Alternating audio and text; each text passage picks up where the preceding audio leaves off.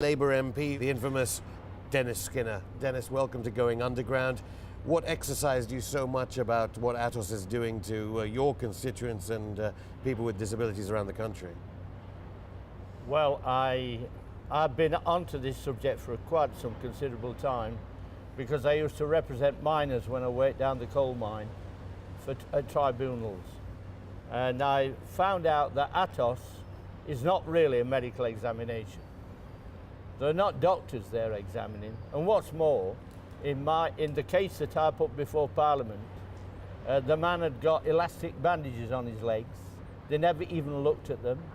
They merely asked him whether he could walk across the room, whether he could pick up a pencil, and simple sedentary things like that. And the net result was that they claimed that he was fit for work.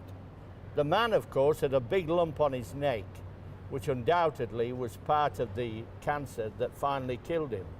They told him that the appeal could not take place under 11 months. And that's because a large number of people are naturally appealing against these outrageous decisions. And so he waited and waited, and of course the cancer got worse.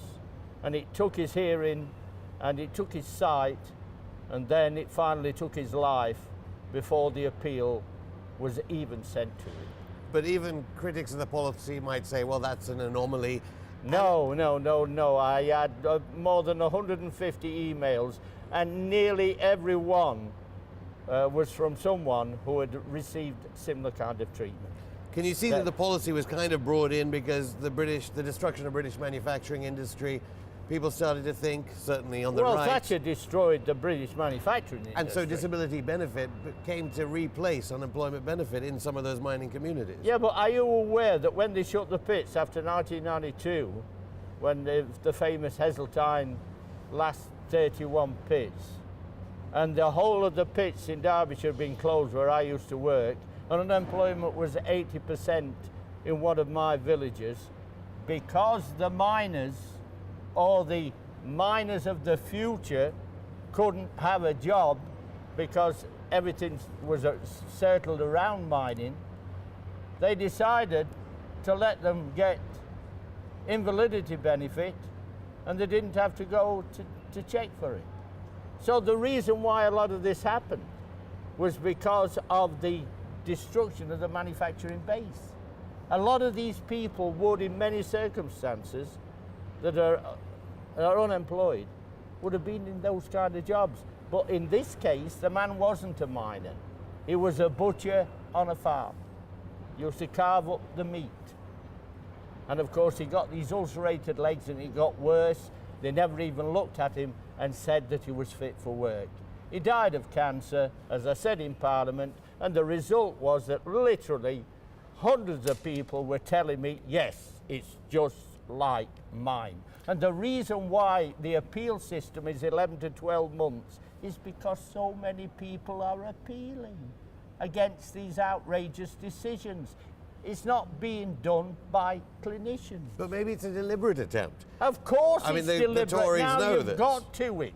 Now you understand more clearly. Yes, that's exactly what it is. And it's been successful.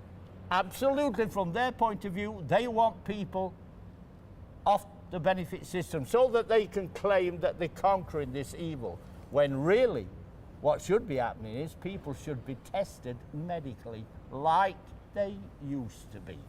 But of course it was your party that brought Atos in. Yes, and why would the Labour wrong. Party have brought that in then? Because they thought, and unemployment was relatively low, they thought it was all right. I wouldn't support it. I never have. So don't blame me, because I've never been a member of the Labour government, the Blair government, or whatever. I opposed it then, and I oppose it now. And it should be abolished because it's not fit for purpose. And those two elderly people in my constituency had to live on £70 a week for 11 months. And that's why I asked for an ex gratia payment in Parliament to be paid to these two people near Bolsover to make up for all the pain, suffering and loss of income.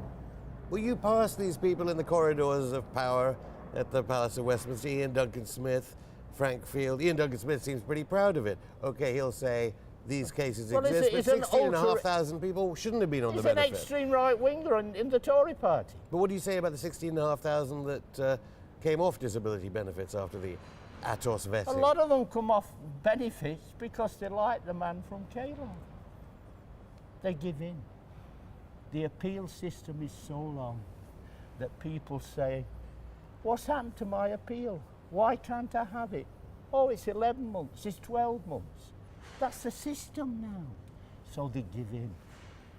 And so Ed Miliband is saying that he's keeping the same spending regime. I've told him to get rid of it. I said, you should always remember the things you can do in politics that don't cost you money. And that's one of them.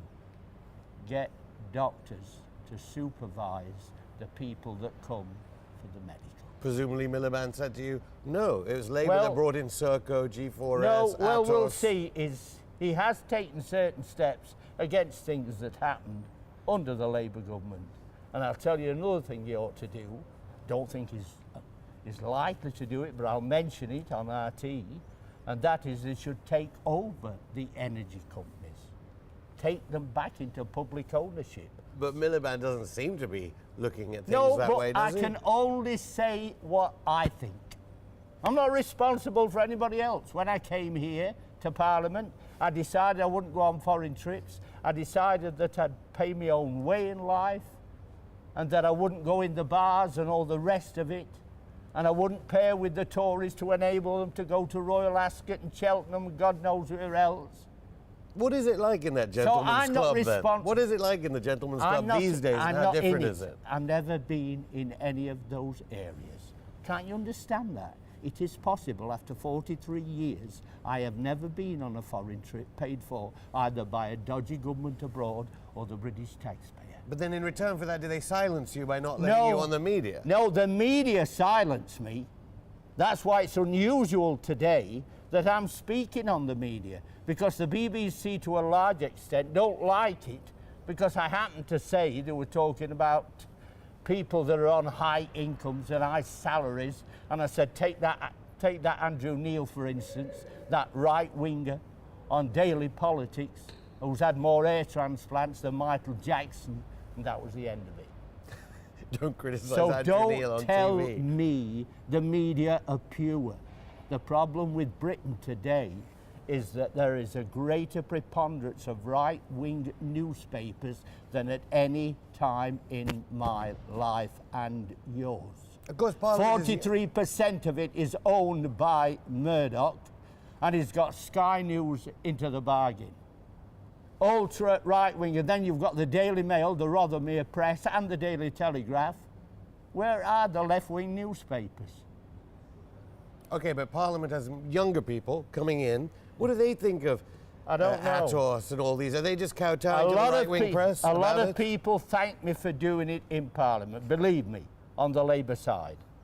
A lot of people. Well, because they're cowards, they wouldn't say it. No, that's not true. Others have talked about Atos. I don't know why you adopt this attitude that somehow or other there aren't a lot of people in Parliament on the Labour side who agree with me.